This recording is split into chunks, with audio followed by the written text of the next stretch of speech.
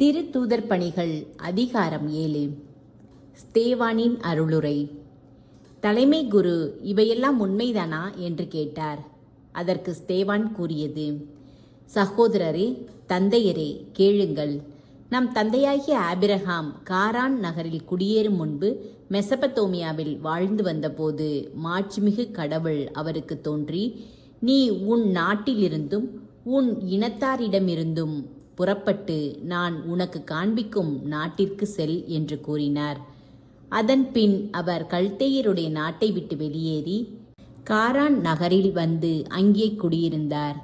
அவருடைய தந்தை இறந்த பின்பு, நீங்கள் இப்போது குடியிருக்கும் இந்நாட்டுக்கு கூட்டி வந்து இங்கு குடிபெயர செய்தார். இங்கு கடவுள் அவருக்கு ஓர் அடி நிலம் கூட உரிமையாக கொடுக்கவில்லை. அவருக்கு பிள்ளையே இல்லாதிருந்தும் இந்த நாட்டை அவருக்கும் அவருக்கு பின் வரும் அவர் வழிமரபினருக்கும் உடைமையாக கொடுக்கப் போகிறேன் என்று கடவுள் வாக்குறுதி கொடுத்தார். மேலும் அவர் தம் வழிமரபினர் வேறொரு நாட்டில் அந்நியராய் குடியிருப்பர். 400 ஆண்டுகள் அவர்கள் அங்கே அடிமைகளாக கொடுமைப்படுத்தப்படுவார்கள் என்று கடவுள் கூறியிருந்தார். அவர்கள் அடிமை வேலை செய்யும் நாட்டுக்கு தண்டனை தீர்ப்பு வழங்குவேன். அதற்கு பின் அவர்கள் அங்கிருந்து வெளியேறி இவ்விடத்துக்கு வந்து என்னை வழிபடுவார்கள் என்றும் அவர் உரைத்துள்ளார். பின் அவர் விருத்த சேதனத்தை அடையாளமாக கொண்ட உடன்படிக்கையை ஆபிரகாமுக்கு கொடுத்தார். அதன்படியே ஆபிரகாம் ஈசாக்கை பெற்றெடுத்து 8ஆம் நாளில் அவருக்கு விருத்த சேதனம் செய்தார். அவ்வாறே ஈசாக்கு யாக்கோபுக்கும் யாக்கோபு 12 குல முதல்வருக்கும் செய்தனர்.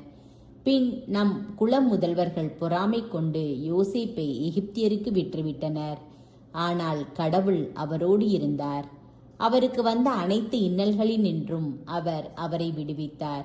அத்துடன் எகிப்திய அரசனான பார்வோன் பார்வையில் யோசேப்புக்கு அருளையும் ஞானத்தையும் வழங்கினார். அரசர் அவரை எகிப்து நாட்டுக்கும் தம் உடைமை அனைத்துக்கும் ஆளுநராக நியமித்தார். பின் எகிப்து, கானான் ஆகிய நாடுகள் அனைத்திலும் பஞ்சமும் அதனால் மிகுந்த இன்னலும் ஏற்பட்டன. நம் மூதாதையருக்கும் உணவு கிடைக்கவில்லை. அப்போது யாக்கோபு எகிப்து நாட்டில் உணவுப் பொருள்கள் கிடைப்பதாக கேள்விப்பட்டு முதன்முறையாக நம் மூதாதையரை அங்கு அனுப்பி வைத்தார். 2ஆம் முறை அவர்களை அனுப்பிய போது யோசேப்பு தம் சகோதரர்களுக்கு தாம் யார் என்று தெரியப்படுத்தினார். பார்வோனுக்கும் யோசேப்பின் இனத்தார் யார் என்பது தெளிவாயிற்று. பின்பு யோசேப்பு தம் தந்தை யாக்கோபையும் தம் உறவினர் அனைவரையும் அங்கு வருமாறு சொல்லி அனுப்பினார். அவர்கள் 75 பேர் இருந்தனர். யாக்கோபு எகிப்து நாட்டுக்கு சென்றார். அவரும் நம் மூதாதையரும் அங்கே காலமாயினர். அவர்களுடைய உடல்கள் செக்கேமுக்கு கொண்டு செல்லப்பட்டன. அங்கு ஆபிரகாம் அமோரின் மைந்தர்களிடம் வெள்ளிக்காசுகளை விலையாக கொடுத்து வாங்கிய கல்லறையில் வைக்கப்பட்டன. ஆபிரகாமுக்கு கடவுள் கொடுத்த வாக்குறுதி நிறைவேறும் நேரம் நெருங்கிய போது மக்கள் எகிப்து நாட்டில் மிகுதியாக பல்கி பெருகி இருந்தனர். இறுதியில் எகிப்து நாட்டில் யோசேப்பை அறியாத வேறோர் அரசன் தோன்றினான். அவன் நம் இனத்தவரை வஞ்சகத்துடன் கொடுமையாக நடத்தி நம் மூதாதையர் தங்கள் குழந்தைகளை வெளியே எறிந்து சாகடிக்க செய்தான். அக்காலத்தில்தான் மோசே பிறந்தார். கடவுளுக்கு உகந்தவரான அவர் 3 மாதம் தந்தை வீட்டில் பேணி வளர்க்கப்பட்டார். பின்பு வெளியே எறியப்பட்ட அவரை பார்வோனின் மகள் தத்தெடுத்து தன் சொந்த மகனைப் போல் பேணி வளர்த்தார். மோசே எகிப்து நாட்டின் கலைகள் அனைத்தையும் பயின்று சொல்லிலும் செயலிலும் வல்லவராய் திகழ்ந்தார். அவருக்கு 40 வயதான போது தம் சகோதரர்களாகிய இஸ்ரேல் மக்களின் நிலைமையை சென்று கவனிக்க வேண்டும் என்ற ஆவல் அவர் உள்ளத்தில் எழுந்தது. அப்போது அவர்களுள் ஒருவருக்கு ஓர் எகிப்தியன் தீங்கு விளைவித்ததைக் கண்டு அவருக்கு துணை நின்று ஊறு விளைவித்தவனை வெட்டி வீழ்த்தி பழிவாங்கினார். தம் கையால் கடவுள் தம் சகோதரர்களுக்கு விடுதலை கொடுப்பார் என்பதை அவர்கள் புரிந்து கொள்வார்கள் என்று மோசே எண்ணினார். ஆனால் அவர்கள் அதை புரிந்து கொள்ளவில்லை. மறுநாள் சிலர் சண்டையிடுவதைக் கண்டு, நீங்கள் சகோதரர்கள் அல்லவா, ஏன் ஒருவருக்கொருவர் தீங்கிழைத்துக் கொள்கிறீர்கள் என்று கூறி அவர்களிடையே அமைதியும் நல்லுறவும் ஏற்படுத்த முயன்றார். ஆனால் தீங்கிழைத்தவன், எங்களுக்கு உன்னை தலைவனாகவும் நடுவனாகவும் நியமித்தவர் யார்? நேற்று எகிப்தியனை கொன்றது போல் என்னையும் கொல்லவா எண்ணுகிறாய் என்று கூறி அவரை பிடித்து அப்பால் தள்ளினான். இதை கேட்ட மோசே அங்கிருந்து தப்பி மிதியான் நாட்டுக்கு சென்று அந்நியராக வாழ்ந்து வந்தார். அங்கு அவருக்கு மைந்தர் 2 பிறந்தனர். 40 ஆண்டுகளுக்கு பின்னர் ஆண்டவரின் தூதர் சீனாய் மலை அருகே உள்ள பாலை நிலத்தில் ஒரு முட்புதர் நடுவில் தீப்பிழம்பில் தோன்றினார்.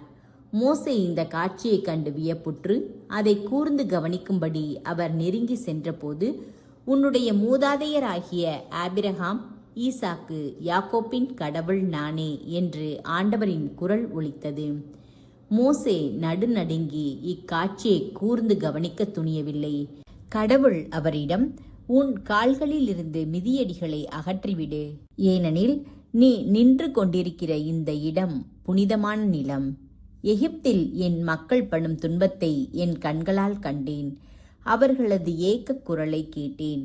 அவர்களை விடுவிக்கும்படி இறங்கி வந்துள்ளேன். உன்னை எகிப்துக்கு அனுப்பப் போகிறேன். இப்போதே வா என்றார். முன்பு உன்னை தலைவனாகவும் நடுவனாகவும் நியமித்தவர் யார் என்று கூறி மக்கள் மோசேயை ஏற்க மறுத்தார்கள். ஆனால் அதே மோசேயை கடவுள் முட்புதரில் தோன்றிய தம் தூதர் வழியாக தலைவராகவும் மீட்பராகவும் அனுப்பினார். அவர் அவர்களை எகிப்திலிருந்து அழைத்து வந்தார். அங்கும் செங்கடலிலும் 40 ஆண்டுகளாக பாலை நிலத்திலும் அரும் செயல்களையும் அடையாள செயல்களையும் புரிந்தார்.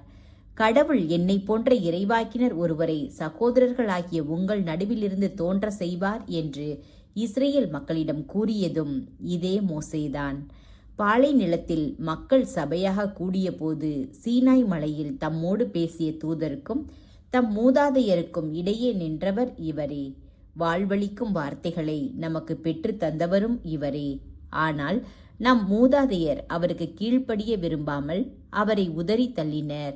எகிப்துக்கு திரும்பி செல்ல உளம் கொண்டனர். அவர்கள் ஆரோனை நோக்கி, எகிப்து நாட்டினின்று எங்களை நடத்தி வந்த அந்த ஆள் மோசேக்கு என்ன ஆயிற்றோ தெரியவில்லை. எங்களை வழிநடத்தும் தெய்வங்களை நீர் எங்களுக்கு உருவாக்கி கொடும் என்று கேட்டார்கள். அக்காலத்தில் அவர்கள் ஒரு கன்றுக்குட்டியை சிலையாக செய்து அதற்கு பலி செலுத்தினார்கள். தாங்களே செய்து கொண்ட சிலைக்கு முன் மகிழ்ந்து கொண்டாடினார்கள். ஆகவே கடவுள் அவர்களிடமிருந்து விலகி வான்வெளி கோள்களை வணங்குமாறு அவர்களை விட்டுவிட்டார். இதை குறித்து இறைவாக்கினர் நூலில், இஸ்ரேல் வீட்டாரே, பாலை நிலத்தில் இருந்த அந்த 40 ஆண்டுகளில் பலிகளும் காணிக்கைகளும் எனக்கு கொடுத்தீர்களோ? நீங்கள் மோலோக்குடைய கூடாரத்தையும் உங்கள் தெய்வமாகிய இரேப்பானுடைய விண்மீனையும் தூக்கி கொண்டு சென்றீர்களே. நீங்கள் இந்த சிலைகளை வணங்குவதற்கென்றே செய்தீர்கள். எனவே நான் உங்களை பாபிலோனுக்கும் அப்பால் குடிபெயர செய்வேன் என்று எழுதப்பட்டுள்ளது. பாலை நிலத்தில் நம் மூதாதையருக்கு சந்திப்பு கூடாரம் இருந்தது. கடவுள் மோசேயோடு பேசிய போது அவருக்கு காண்பித்த மாதிரியின்படி அதனை அமைக்க பணித்திருந்தார். பின்பு நம் மூதாதையர் தங்கள் முன்பாக கடவுள் விரட்டியடித்த வேற்றினத்தாரின் நாடுகளை யோசுவாவின் தலைமையில் கைப்பற்றிய போது அவர்கள் தங்கள் தந்தையரிடமிருந்து பெற்றிருந்த அந்த கூடாரத்தையும் கொண்டு வந்தனர். தாவீது காலம் வரை அக்கூடாரம் அங்கேயே இருந்தது. தாவீது கடவுளின் அருளை பெற்றிருந்தார். எனவே அவர் யாக்கோப்பின் வீட்டார் வழிபட கடவுளுக்கு ஓர் உறைவிடம் அமைக்க விரும்பி அவரை வேண்டிக் கொண்டார். ஆனால் கடவுளுக்கு கோவில் கட்டி எழுப்பியவர் சாலமோனே. உன்னத கடவுளோ மனிதர் கையால் கட்டிய இல்லங்களில் குடியிருப்பதில்லை என்று இறைவாக்கினர் கூறியது போல, விண்ணகம் என் அரியணை, மண்ணகம் என் கால்மனை. அவ்வாறிருக்க எத்தகைய கோவிலை நீங்கள் எனக்காக கட்டவிருக்கிறீர்கள்? எத்தகைய இடத்தில் நான் ஓய்வெடுப்பேன்? இவை அனைத்தையும் என் கைகளே உண்டாக்கின என்கிறார் ஆண்டவர். திமிர் பிடித்தவர்களே, இறை வார்த்தையை கேட்க மறுக்கும் செவியும் ஏற்க மறுக்கும் உள்ளமும் கொண்டவர்களே, உங்களுடைய மூதாதையரைப் போல நீங்களும் தூய ஆவியாரை எப்போதும் எதிர்க்கிறீர்கள். எந்த இறைவாக்கினரைத்தான் உங்கள் மூதாதையர் துன்புறுத்தாமல் இருந்தார்கள்? நேர்மையாளருடைய வருகையை முன்னறிவித்தோரையும் அவர்கள் கொலை செய்தார்கள். இப்போது நீங்கள் இயேசுவை காட்டிக் கொடுத்து கொன்றுவிட்டீர்கள். கடவுளின் தூதர்கள் வழியாய் தரப்பட்ட திருச்சட்டத்தை நீங்கள் பெற்றிருந்தும் அதனை கடைபிடிக்கவில்லை. ஸ்தேவான் மீது கல்லெறிதல். இவற்றை கேட்டவர்கள் உள்ளம் கொதித்தெழுந்து அவரை பார்த்து பற்களை நரநரவென கடித்தார்கள். அவரோ தூய ஆவியின் வல்லமையை நிறைவாய் பெற்று வானத்தை உற்று நோக்கினார். அப்போது கடவுளின் மாட்சியையும் அவர் வலப்பக்கத்தில் இயேசு நிற்பதையும் கண்டு, இதோ வானம் திறந்திருப்பதையும் மானிட மகன் கடவுளது வலப்பக்கத்தில் நிற்பதையும் காண்கிறேன் என்று கூறினார். ஆனால் அவர்கள் தங்கள் செவிகளை அடைத்துக்கொண்டு பெரும் கூச்சலிட்டு ஒருமிக்க அவர் மேல் பாய்ந்தார்கள். நகரத்திற்கு வெளியே இழுத்து கொண்டு போய் அவர் மேல் கல்லெறிந்தார்கள். சாட்சிகள் தங்கள் மேலுடைகளை சவுல் என்னும் இளைஞரிடம் ஒப்படைத்தார்கள். அவர்கள் ஸ்தேவான் மீது கல்லெறிந்த போது அவர், ஆண்டவராகிய இயேசுவே, எனது ஆவியை ஏற்றுக்கொள்ளும் என்று வேண்டிக் கொண்டார். பின்பு முழந்தாள் படியிட்டு உரத்த குரலில், ஆண்டவரே, இந்த பாவத்தை இவர்கள் மேல் சுமத்தாதேயும் என்று சொல்லி உயிர் விட்டார்.